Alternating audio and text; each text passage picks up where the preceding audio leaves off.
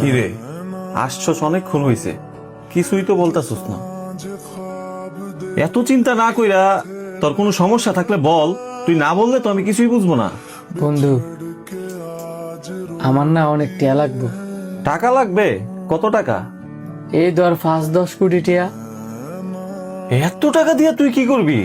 এই ধর সুখ কিনতাম। সুখ কিনবি? সুখ কি টাকা দিয়ে কেনা যায়?